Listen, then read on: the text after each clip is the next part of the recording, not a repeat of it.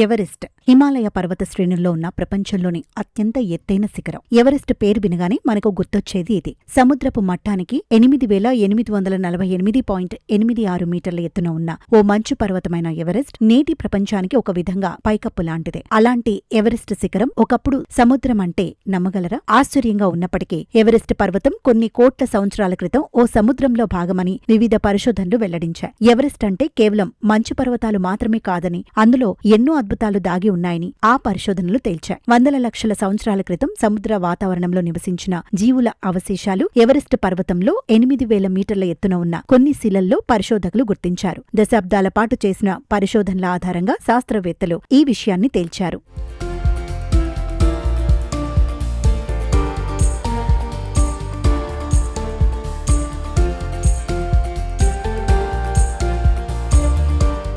Everest పర్వత శ్రేణుల్లోని రాళ్లను పరిశీలించిన పరిశోధకులు వాటిల్లో ఆర్డోషియన్ కాలానికి అంటే సుమారు 485 మిలియన్ సంవత్సరాల క్రితానికి చెందిన ట్రైలోబైట్స్, ఆస్ట్రాకాట్స్, క్రినాయిడ్స్ వంటి ప్రాచీన సముద్ర జీవుల అవశేషాలను కనుగొన్నారు. Geology of the summit limestone of Mount Qomolangma and cooling history of the yellow band under Qomolangma detachment అనే అధ్యయనం 2005లో ఐలాండ్ ఆర్క్స్ లో ప్రచురితమైంది. అలాగే అమెరికాలోని మోంటానా విశ్వవిద్యాలయం పరిశోధక బృందం ఎవరెస్ట్ పై చేసిన అధ్యయనంలోనూ ఈ విషయం వెల్లడైంది. లోయర్ లేదా మధ్య ఆర్డోషియన్ కాలానికి చెందిన సముద్ర జీవుల అవశేషాలు కలిగిన శిలలు ఎవరెస్ట్ లో ఉన్నాయని పేర్కొంది. అలాగే జర్నల్ ఆఫ్ స్ట్రక్చరల్ జియాలజీ 2005లో ప్రచురితమైన the structural evolution of the Qomolangma formation, Mount Everest, Nepal కూడా ఇదే విషయం చెబుతోంది. క్రినాయిడ్, బ్రాచిపోడ్, ఆస్ట్రాకాట్ జీవుల అవశేషాలను ఎవరెస్ట్ శిఖరంలోని రాళ్లలో గుర్తించామని తెలిపింది.